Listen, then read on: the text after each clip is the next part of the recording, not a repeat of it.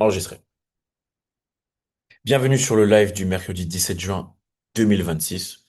Je vais commencer le live par dire félicitations à Jérémy qui a fait son payout au sein de TYT Fonded Trader.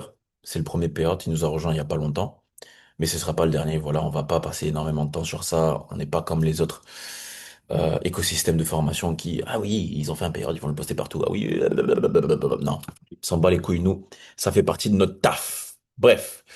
Là, on arrive sur mon analyse du gold, du moins ma position du gold.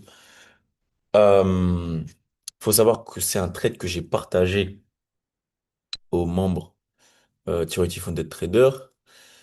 On a déjà fait sur le trade à peu près un pour 2,64. Donc c'est un trade que j'ai déjà partagé, on est déjà positionné les gars. Pour certains, on est à BE, pour certains, ils sont sortis.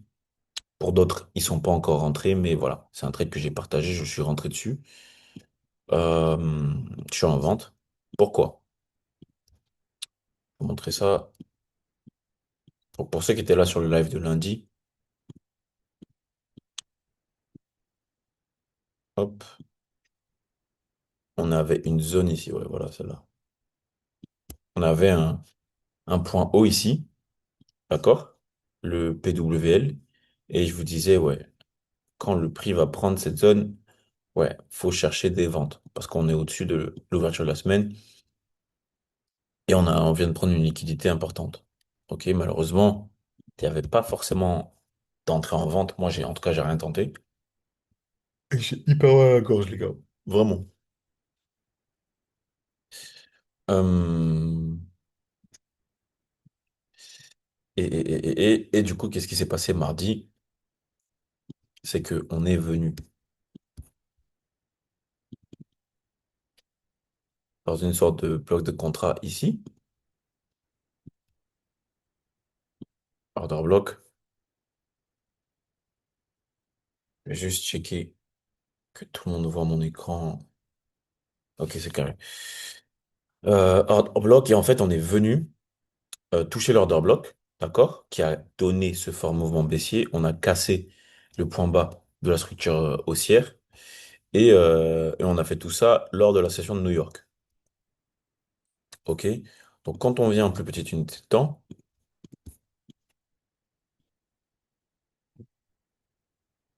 juste ici, regardez. Ça, c'est durant la journée de mardi. On a une structure haussière. Point haut, pardon, point bas, point haut, point bas, point haut, point bas, point haut, point bas, point haut, point bas et point haut. Et ce qu'il faut noter, c'est qu'au moment où on vient à enfin, on vient sur l'order block, on a un mouvement haussier impulsif. On vient chercher la liquidité du point haut et par la suite, on a un mouvement baissier impulsif. On vient casser le point bas. Ce mouvement baissier impulsif crée ce qu'on appelle un fair value gap, un displacement. Et le prix, il est revenu combler le fair value gap pour après délivrer un mouvement baissier. Ok, donc il y avait plusieurs façons de rentrer en position. Soit rentrer en position ici, soit rentrer en position euh, ici, ou soit rentrer en position directement sur l'order block. Je vais vous montrer ça.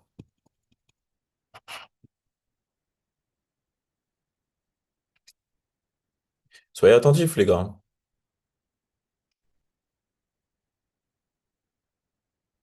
Mais sur l'order block, c'est simple.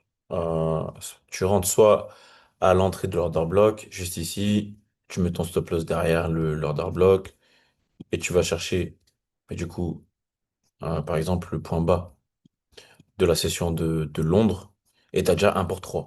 Moi, personnellement, j'ai un billet un peu plus long terme, donc mon, enfin, du moins, je vise beaucoup plus bas. Du coup, on a à peu près un pour 10. Bref, ça, c'est la première entrée. La deuxième entrée, regardez. Donc là, je suis en M1, mais je vais plutôt me mettre en M5.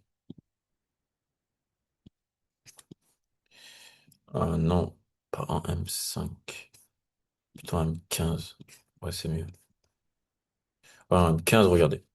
On a ce point bas qui est juste ici, et on peut rentrer à la cassure, du coup, du point bas, et clôture derrière, comme vous voulez, peu importe, et viser, bah, du coup, la zone en question que je vous dis. Hop, le comblement du Farvel Gap, ça fait 1 pour 6.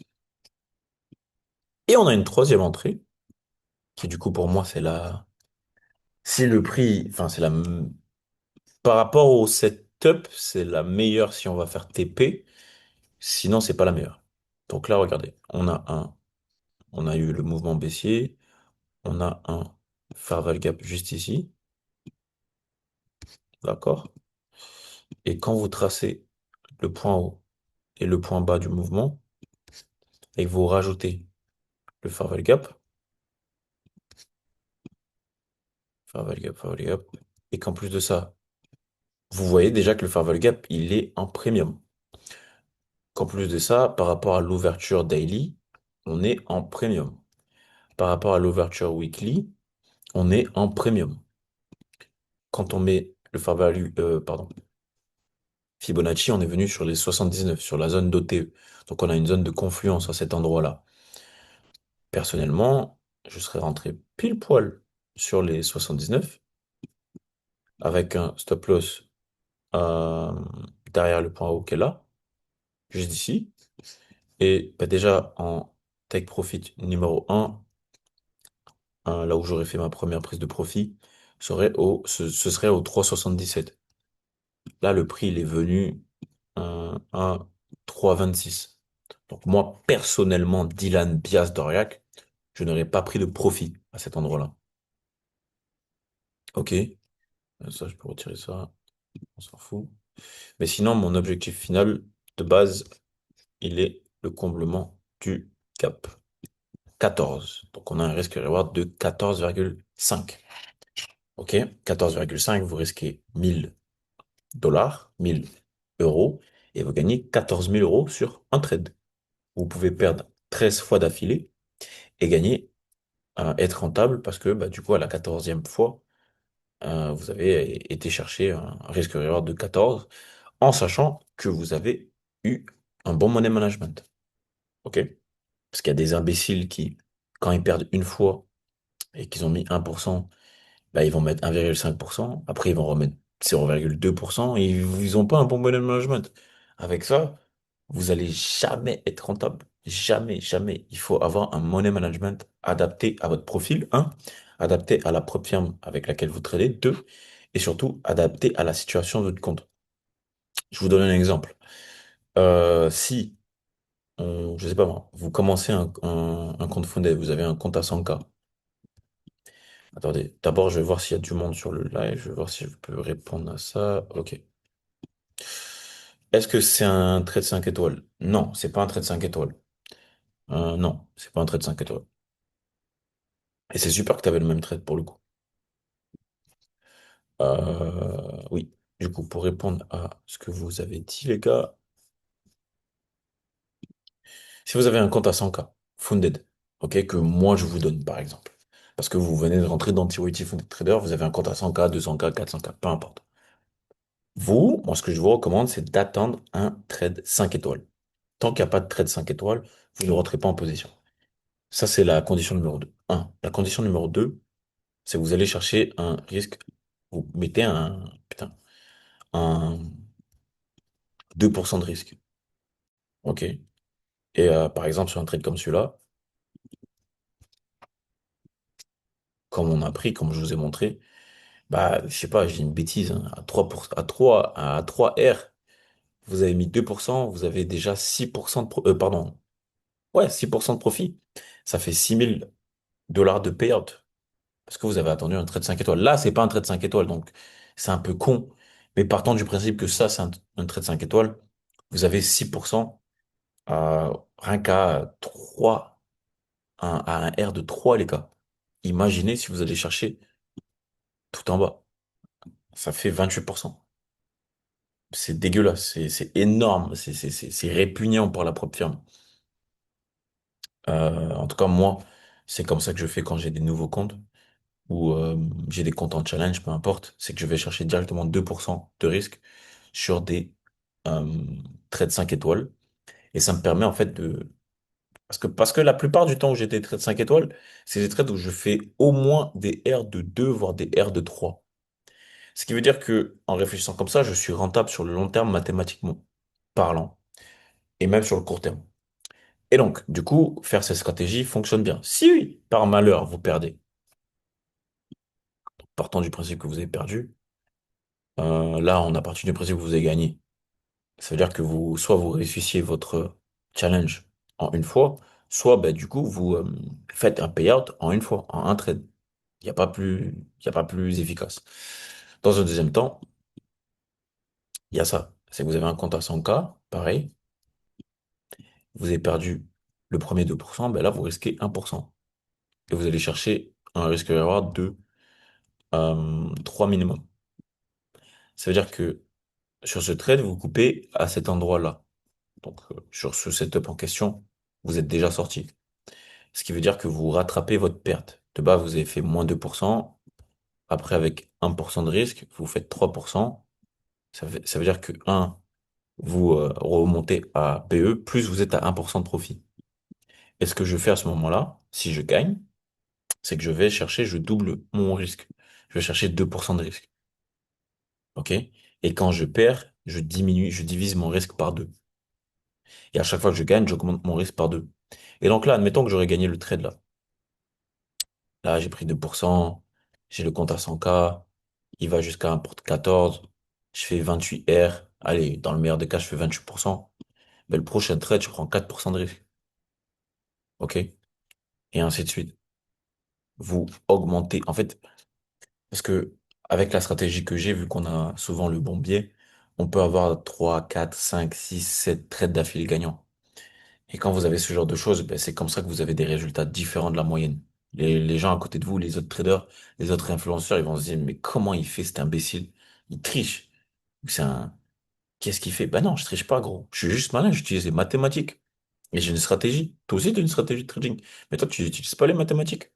Je suis pas meilleur que toi. Je suis pas meilleur que toi. Juste, j'utilise mon cerveau, c'est tout. Utilise ton cerveau, frère. Eh oui, utilise ton putain de cerveau, négro. C'est tout. C'est pas compliqué, man. Enfin bref. Voilà pour le stratégie money management. C'était pas mal. Euh, order block, ça c'est déjà mis en place. Ah oui, très important. On a aujourd'hui, si je me trompe pas, today. Bon, il y a ça, mais ça, en vrai, ils s'en foutent. On s'en fout. Oh, il y a Trump qui parle dans 4 minutes. Qu'est-ce qu'il va dire, frère? Putain, qu'est-ce qu'il va dire, frère? Bon, je sais pas qu'est-ce qu'il va dire. C'est bon, regardez vite fait. Ok, il va juste parler, ok. En espérant qu'il dise pas de...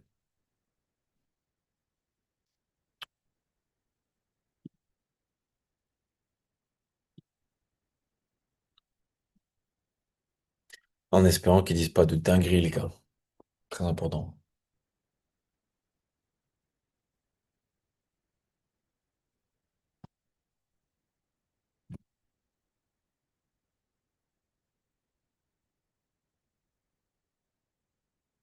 Les gars, vous m'entendez ou pas?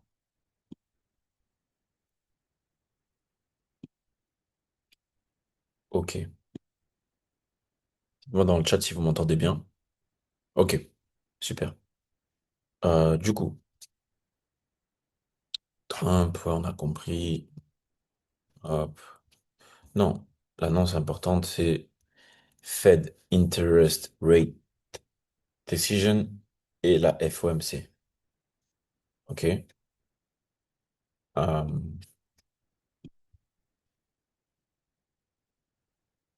Putain, sur la gorge.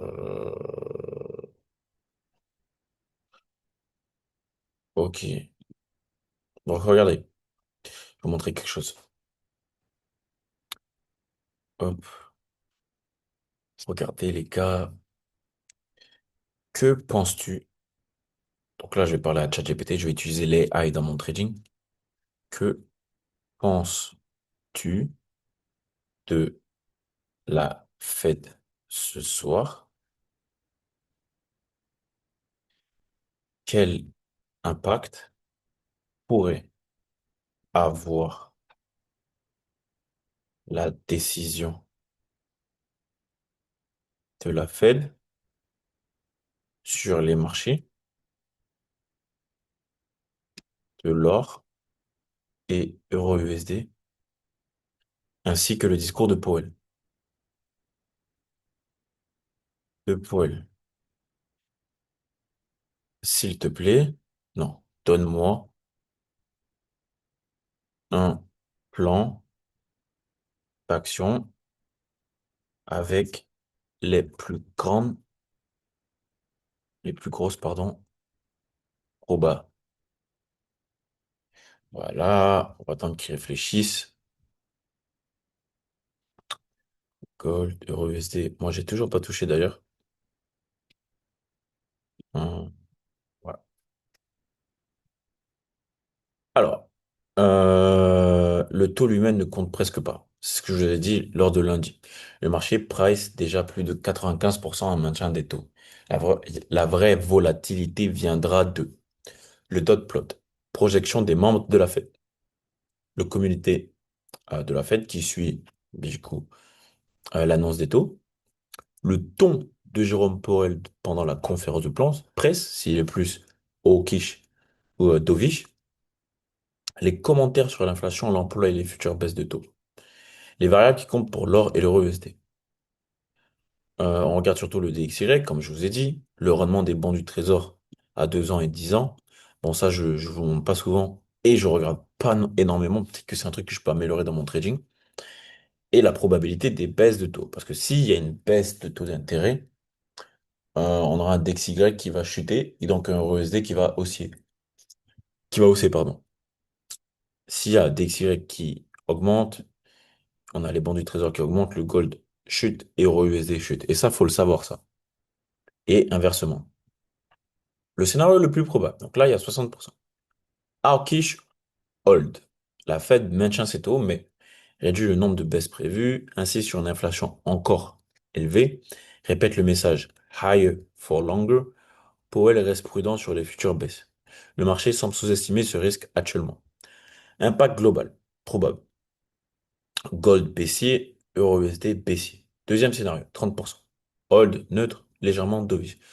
Les taux changent pas, le dot plot est changé, Powell reconnaît le ralentissement économique, ouverture à une baisse plus tard dans l'année. S'il y a une baisse, donc on a un gold haussier, euro USD haussier.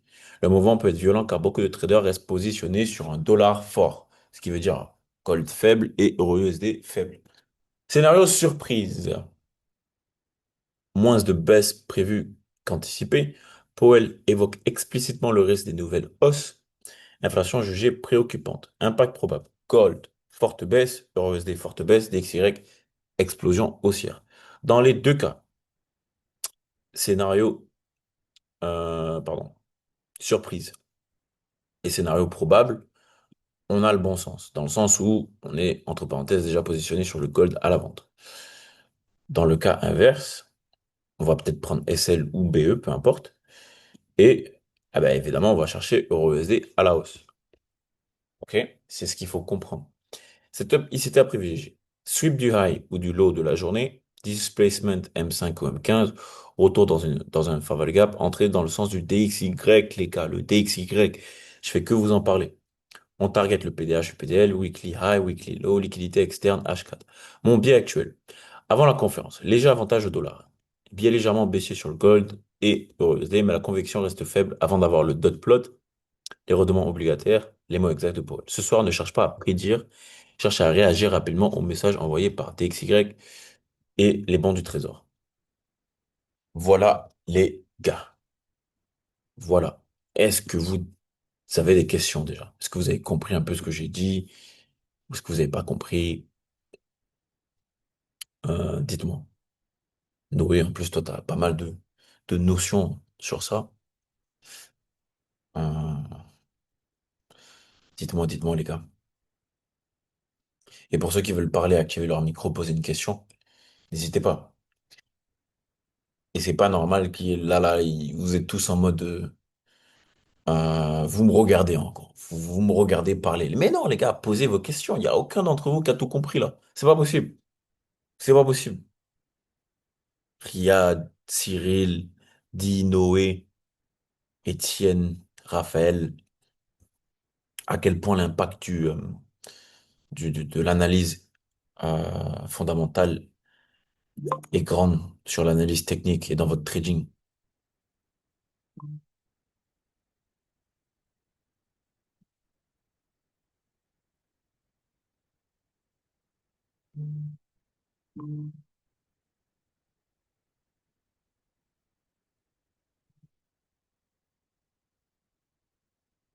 Pour moi, ça fait sens, la même pour moi. Ok, bon ben, j'estime que j'ai été clair du coup. Du coup, moi, ça renvoie, techniquement parlant, je vais vous traduire ce que j'ai vu par rapport à l'analyse fondamentale, je vais vous le traduire sur le graphique, ok? Permettez-moi de faire un truc vite fait.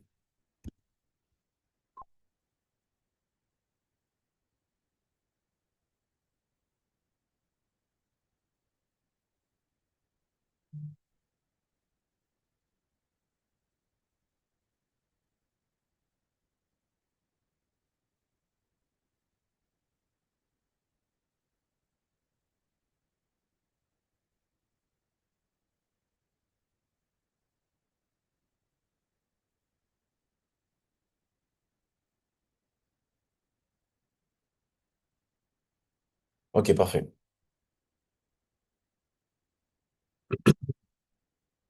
Donc, regardez, vite fait, je me mets en daily. D'abord, on va aller voir le DXY. Hop.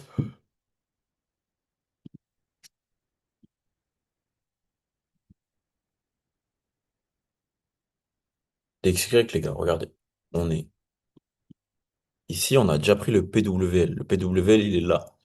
On a déjà sweep. On est venu sur un order block. On est au-dessus de l'ouverture de la semaine. Daily.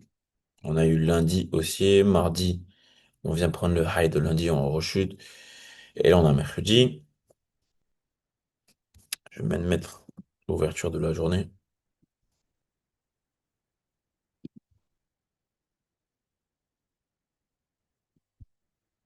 Et là, on a du coup ce que je vous disais.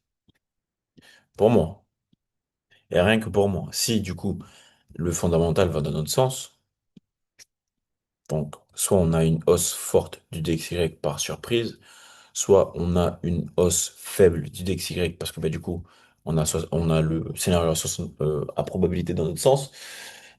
Moi, j'attends qu'il y ait un petit quand même un petit, une petite manipulation. Qu'on vienne au moins chercher. Alors attendez, ça je l'ai pas mis en daily. J'ai pas mis le PDH et le PDL. Toujours mettre le PDH et le PDL, les gars. PDH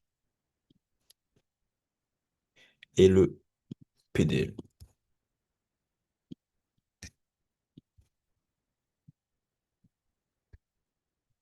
Ouais. Donc, personnellement, je vois bien le prix potentiellement. Si on est aussi, encore une fois, faire une manipulation. Venir chercher au moins le PDL. OK?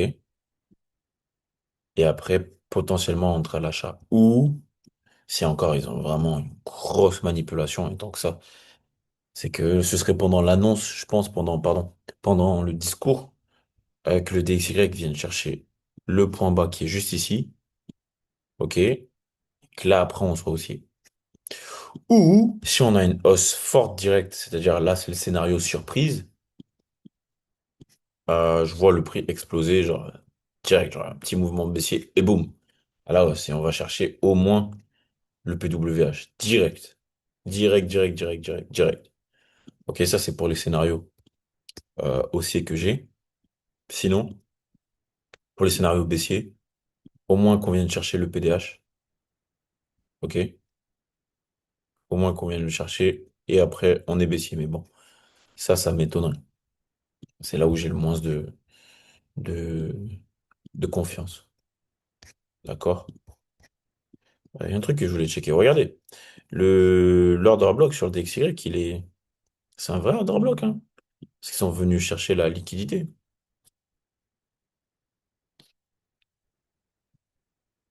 Owen et Cyril, je sais que vous avez vu ça la dernière fois.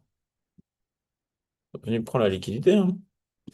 Donc en fait, il tient bien sur DXY. Voilà, voilà. Dans tous les cas, moi, le take du trade, je l'enverrai dans le groupe. TYT Funded Trader, c'est vraiment réservé à mes traders funded. Moi, j'ai envie que vous fassiez des payouts, les gars. Donc, je vous enverrai mon trade que je prendrai. Mais dans tous les cas, là, vous avez l'analyse, le biais, le sens, les scénarios. Ce qui me donne du coup sur le gold. Hop.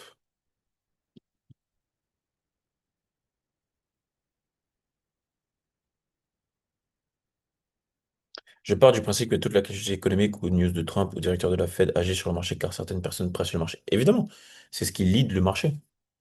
C'est ce qui lead le marché. Je suis au travail, je peux pas trop interagir, mais j'écoute dans mes oreilles. Super ça. Ça, c'est la discipline. Sur le gold, les gars. Regardez. On a oh, en daily, on a le PDA jusqu'ici. PDL juste en dessous.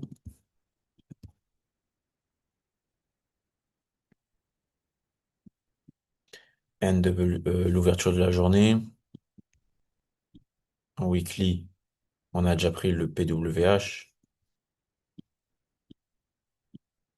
Il n'y a pas forcément de Farvel Gap à venir combler. Bon, il y a quand même cette partie qui est vide sur le marché, ça m'embête un peu. Alors, attendez, on a déjà vu, on a déjà pris le PWH. On peut retirer ça. Voilà, et on a ce gros gap qui n'est, ben, en fait, qui n'est pas comblé, quoi. Voilà. Et là, on a une sorte de... Alors, attendez. Voilà, là, on a une sorte de... Ouais. Oui, pour moi, là, c'est un espace qui n'est toujours pas comblé par le marché aussi. Ce Farvel Gap. Et pareil pour ce Farvel Gap. Et, enfin, évidemment, il y a le gap que je vous ai dit, juste ici. Et donc,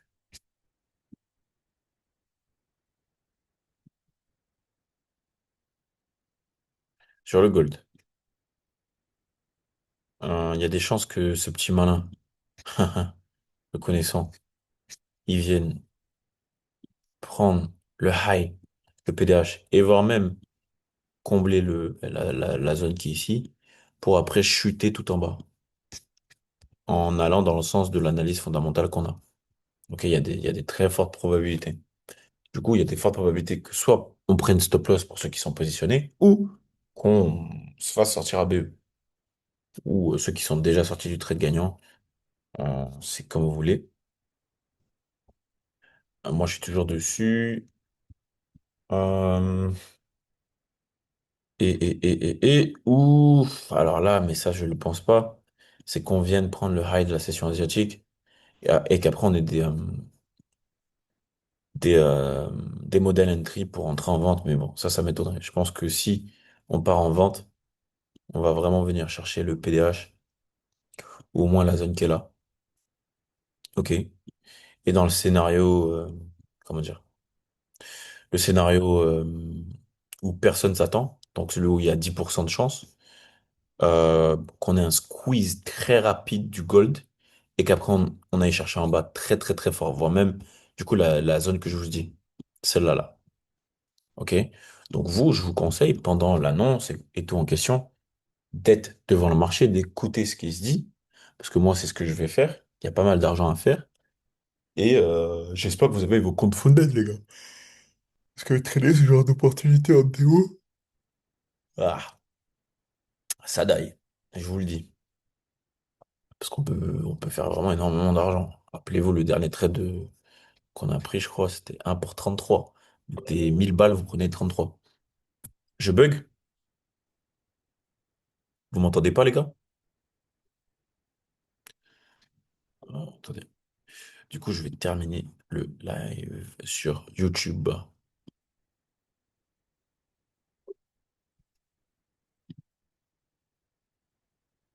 Let's go.